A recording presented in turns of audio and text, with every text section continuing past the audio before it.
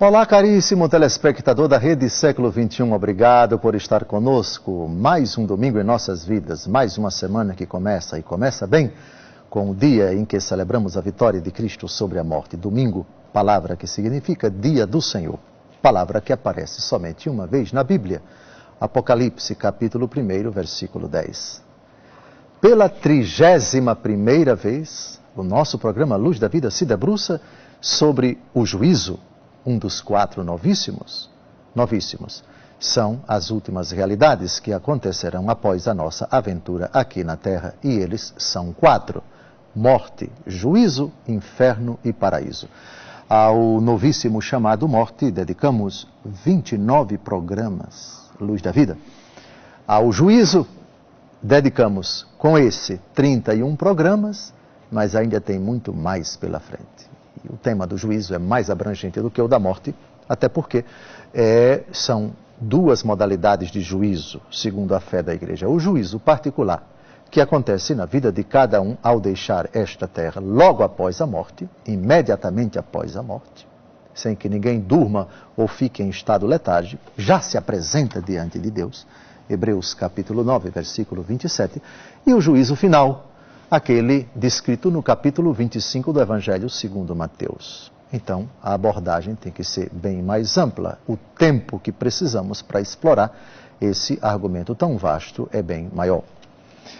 Hoje nós vamos tratar de um aspecto muito significativo do juízo. Cristo Jesus, aquele que virá julgar os vivos e os mortos, aquele que, conforme recitamos no credo, está sentado à direita de Deus Pai, de onde há de vir para julgar os vivos e os mortos. Cristo Jesus vem e deseja desde agora nos livrar da ira iminente, da ira que está para se abater. Ou seja, Jesus não quer que nós experimentemos a ira de Deus, ou a ira dele mesmo. Por outro lado, a Escritura diz que o Senhor virá irado, que o Senhor se irará, que o Senhor se irritará. Jesus é descrito no Apocalipse de São João como aquele que vem com ira. Quem escapará da ira do Cordeiro? O Cordeiro virá irado, mas Jesus quer nos livrar da ira dele mesmo. Pode parecer então uma contradição? É desse tema que nós vamos tratar. Deus Todo-Poderoso se ira, mas Deus Todo-Poderoso quer nos livrar da ira. Deus que nos livra da ira, virá com ira. Mas, Dom José, o senhor acertou ao dizer essa frase? Acertei. E são frases todas bíblicas, que podem parecer contraditórias, mas não são. E penso que isso só vai ficar claro quando nós citarmos os textos, e vamos agora fazer as devidas ponderações. E vocês, desde já antecipo a vocês que não há contradição nenhuma em dizer que Jesus vem irado e Jesus nos salva da ira dele mesmo. O primeiro texto é precisamente aquele que qualifica nosso Senhor e Salvador Jesus Cristo como o Deus irado, como aquele que vem com ira. O juízo de nosso Senhor Jesus Cristo pode ser com ira, e precisamente porque pode ser com ira, porque ele vem irado para certas pessoas, o Senhor quer nos livrar da ira. Ao dizer que ele quer nos livrar da ira, não está dizendo que ele não virá irado. Está dizendo que ele virá irado, poderá vir irado, mas ele nos salva da ira. Somente com os textos aqui a gente vai entender essa riqueza. Primeiro texto, Jesus virá irado. Por favor, Apocalipse de São João, capítulo 6, versículos de 15 a 16. Então os reis da terra, os grandes, os chefes, os ricos, os poderosos, todos, tanto escravos como livres, esconderam-se nas cavernas e grutas das montanhas. E diziam às montanhas e aos rochedos: caí sobre nós, e escondei-nos da face daquele que está sentado no trono e da ira do Cordeiro. Porque chegou o grande dia da sua ira, e quem poderá subsistir?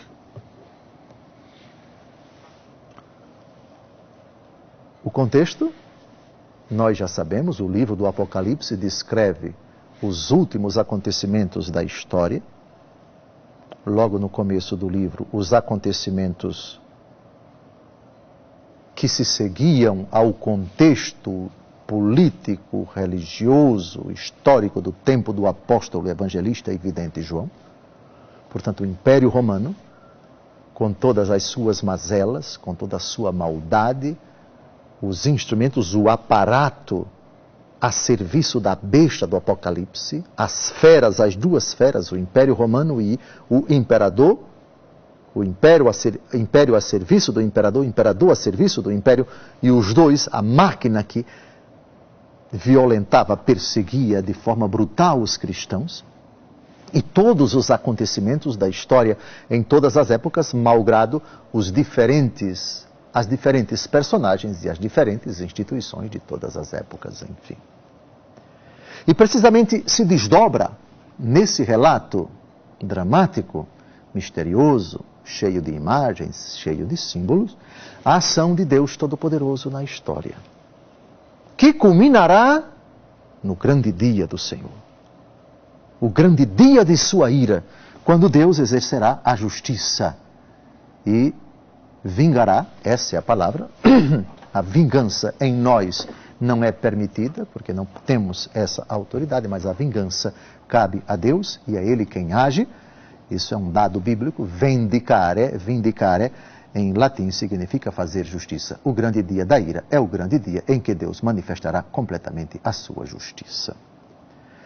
E esse dia é chamado de grande dia da ira, da sua ira, da ira do Cordeiro. O Cordeiro de Deus que tira o pecado do mundo é Jesus. E Jesus vem irado. Esse é o primeiro dado. Agora é preciso explicar, e quase que obsessivamente eu insisto que a ira de Deus não é defeito moral de Deus. Deus não tem qualquer vestígio de imperfeição. Deus não comete pecado. A ira em Deus não é pecado, mas manifestação do seu amor, que não aprova o pecado, que se indigna contra o pecado, que recusa o pecado e que pune o pecado. E quando o assunto é ira de Deus, é preciso, é obrigatório, é oneroso citar Romanos capítulo 1, versículo 18, a ira de Deus se manifesta contra toda a impiedade e perversidade dos homens. A ira de Deus é contra o pecado dos homens, não é contra os homens. A ira de Deus, que é a expressão do seu amor, não pode compactuar com o pecado, sua ira se acende contra o pecado. Então é nesse sentido que se fala da ira do Cordeiro. Tirem isto daqui e não façam da casa do meu pai um covil de ladrões. É o exemplo clássico que mostra Jesus irado durante sua vida pública, expulsando os vendilhões do templo, portanto dizendo não ao pecado da comercialização, da profanação, da levianização do templo. Se quisermos usar uma expressão que eu acabei de criar agora, um neologismo, mas eu acho que tem levianização. Hoje, o ato de tornar o templo leviano, a profanação do templo.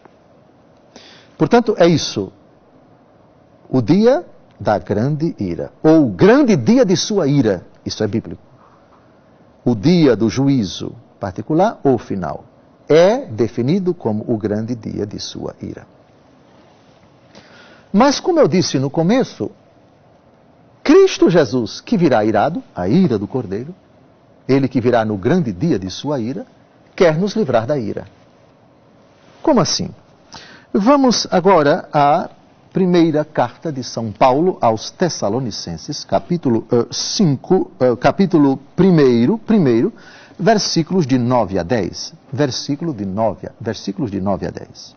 De fato, A nosso respeito, conta-se por toda parte qual foi o acolhimento que da vossa parte tivemos e como abandonastes os ídolos e vos convertestes a Deus, para servirdes ao Deus vivo e verdadeiro, e aguardardes dos céus seu Filho, que Deus ressuscitou dos mortos, Jesus, que nos livra da ira iminente. Vocês já percebem que não há contradição entre o grande dia de sua ira, o cordeiro irado que virá, Apocalipse, com Jesus que nos livra de sua ira. Jesus quer nos livrar da ira dele mesmo. Em que sentido? Agora, neste momento presente, é somente cumprir isto. Abandonar os ídolos, converter-se a Deus, para servir ao Deus vivo e verdadeiro. E aguardar o Filho que vai chegar. Jesus quer nos livrar da ira agora. Arrependa-se dos seus pecados. Abandone os ídolos, os seus velhos costumes, os seus velhos hábitos, tudo aquilo que ofende a Deus. Abandone. Porque Ele que virá irado quer salvar você da ira dele mesmo. Porque quando Ele vier, Ele será implacável com o pecado. Sua ira se manifestará, Romanos capítulo 1, versículo 18. A ira de Deus se acende contra toda a impiedade e perversidade dos homens. Arrependa-se agora. É assim que Jesus, com o auxílio de sua graça, vai livrar você da ira iminente. Não é a ira do demônio, é a ira dele, de Jesus. Jesus que vem irado, quer livrar você agora da ira iminente dele mesmo. O que é iminente? Que está prestes a acontecer. Está terminando o primeiro bloco. No segundo bloco, isso vai ser retomado. Não há contradição entre um Deus que vem irado, do Deus que quer livrar você da ira dele mesmo. A ira dele, que não é contra a pessoa, mas contra o pecado da pessoa. Romanos capítulo 1, versículo 18. É curioso isso e é fascinante também. Deus acende sua ira contra o pecado dos homens porque Ele ama infinitamente os homens. E quando Deus, fazendo você saber que Ele vem irado, faz também você saber que Ele quer livrar você da ira iminente, isso é uma prova belíssima de sua infinita misericórdia. A ira de Deus como pedagogia do seu amor, fazendo-nos crer, e essa é a fé da igreja, que vai acontecer o dia de sua ira, Ele virá irado, mas porque Ele ama você, não quer que você experimente a ira dele quando Ele chegar. Não saia daí, no próximo bloco retomaremos esse fascinante argumento.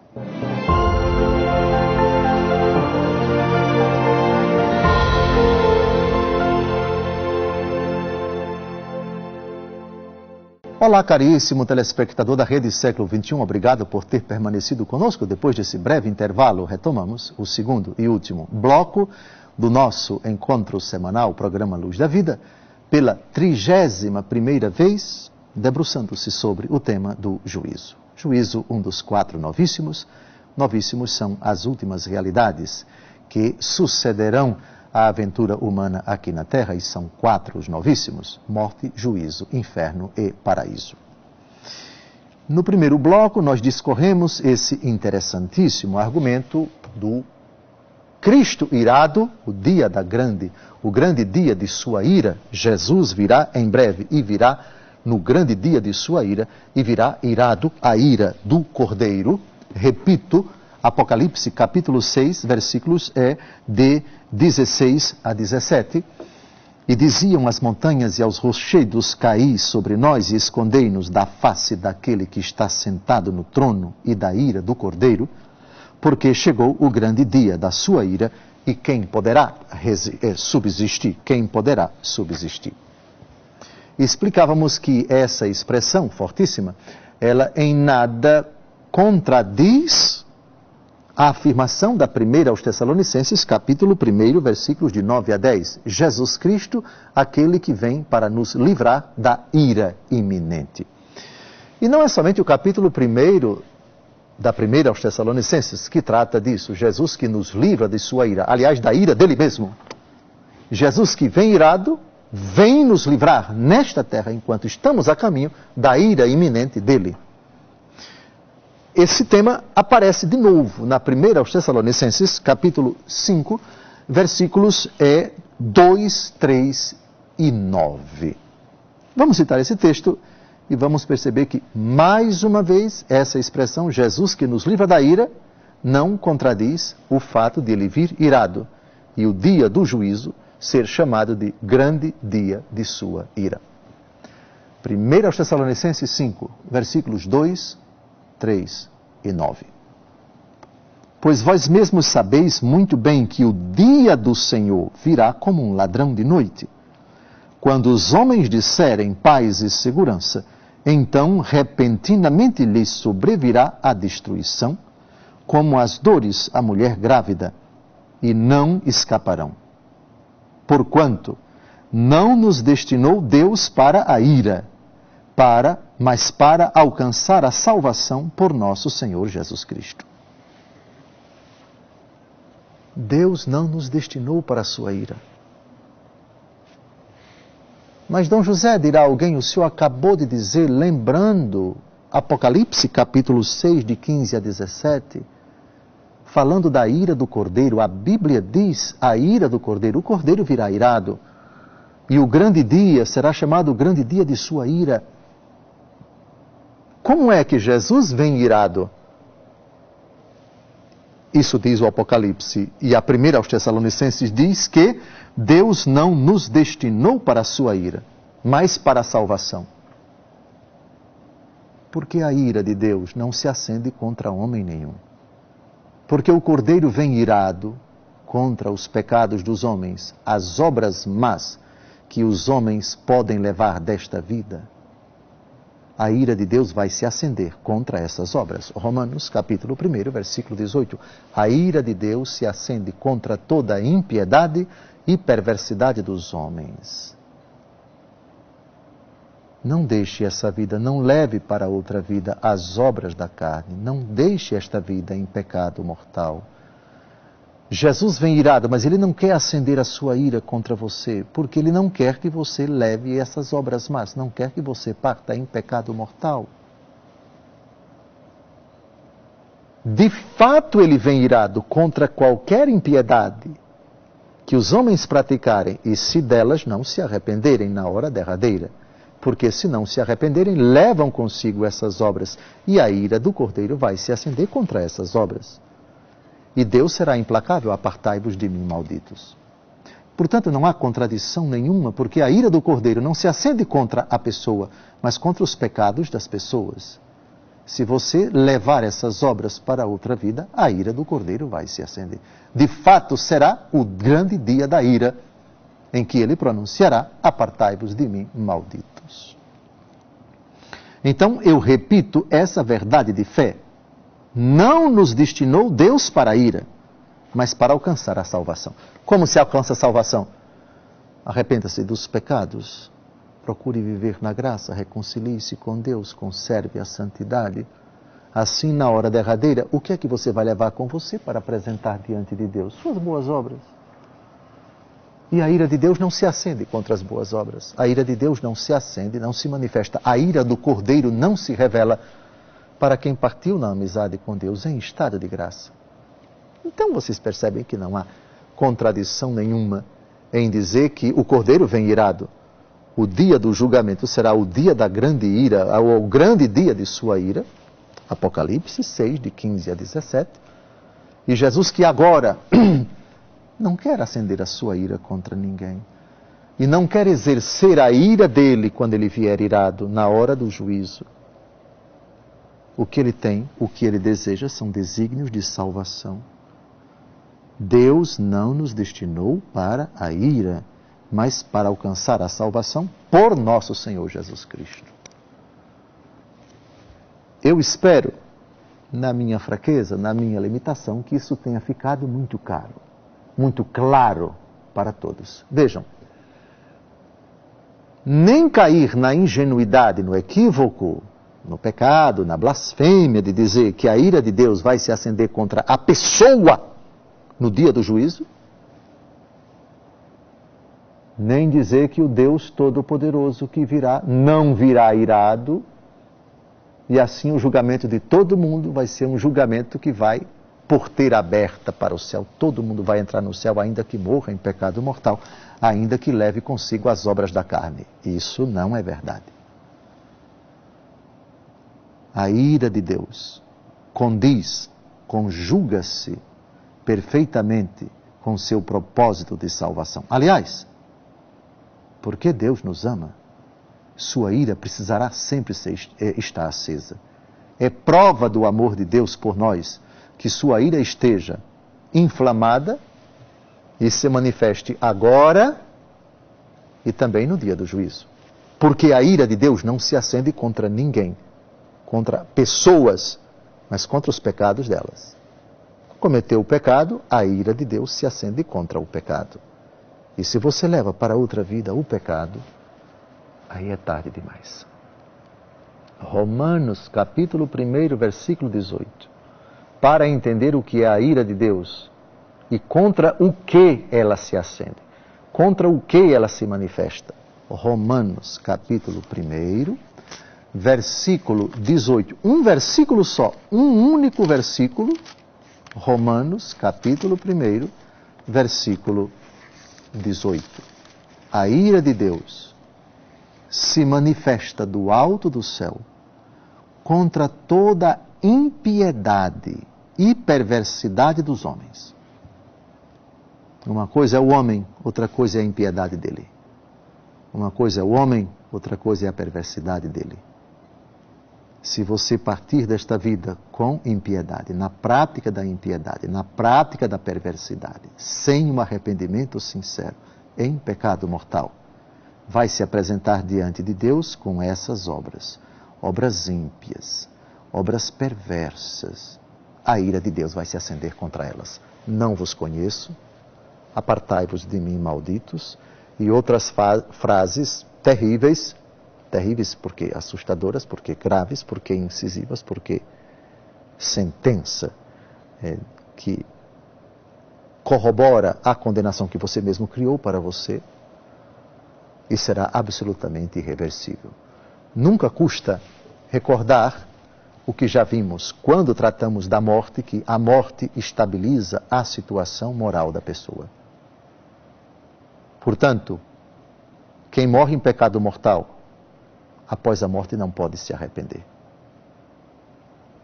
Quem morre em estado de graça, após a morte não pode pecar gravemente. Por isso, quem está no céu, de lá não sai. Quem está no purgatório, tem a certeza de que irá para o céu, mas ainda se purifica. Não comete mais pecado mortal. E quem está no inferno, de lá também não sai. Não há possibilidade de arrependimento. Trevas eternas, gênero eterna, mas eu não quero falar do inferno, porque é o terceiro novíssimo, do qual vamos falar bem mais na frente. Veja, temos praticamente 3 minutos para encerrar esse bloco, e eu só queria recordar isto. É oportuno, é oneroso que essa palavra, que ninguém gosta de ouvir, ira, esse adjetivo, particípio, irado, aplicado a Jesus, ira de Deus, ira do Cordeiro, Cordeiro irado, grande dia da ira. Isso é um elemento integrante da doutrina bíblica, da doutrina da igreja sobre o juízo. O juízo não será, por favor, um encontro de comadres. Oi, Jesus, há quanto tempo? Um cafezinho aí, vamos bater um papo, etc. Não tem isso, não. É juízo. É prestação de contas diante de um cordeiro irado. Jesus, que virá irado, agora quer nos salvar da ira iminente. E já sabemos em que sentido. Cuidemos da vida presente, busquemos a salvação em Cristo, supliquemos, apelando para a sua misericórdia, que Ele se digne conceder-nos o dom do sincero arrependimento, da contrição perfeita, a constante vigilância para vivermos na graça, a reconciliação com Deus, ordinariamente na Igreja Católica, no sacramento da confissão, a graça de viver serena, alegre e belamente a nossa vida na fidelidade a Jesus, sabendo que a ira do Cordeiro virá com o Cordeiro no dia do juízo, mas para quem partir na graça de Deus, ela não vai se acender. Aliás, ela nem vai se manifestar. Pois uma coisa é o Cordeiro irado, outra coisa é o Cordeiro irado acendendo sua ira contra uma pessoa. A ira do Cordeiro não se acenderá para aquele que morrer santamente, para aquele que levar para outra vida as obras do Espírito. Vida da graça, morreu em estado de graça. A ira do Cordeiro não se acende. Porque o Senhor o livrou da ira iminente, dando-lhe o dom da contrição, do sincero arrependimento. Caso contrário, a ira do Cordeiro será exercitada. Terminamos mais um encontro. Deus seja louvado. Até o próximo domingo, se Deus quiser.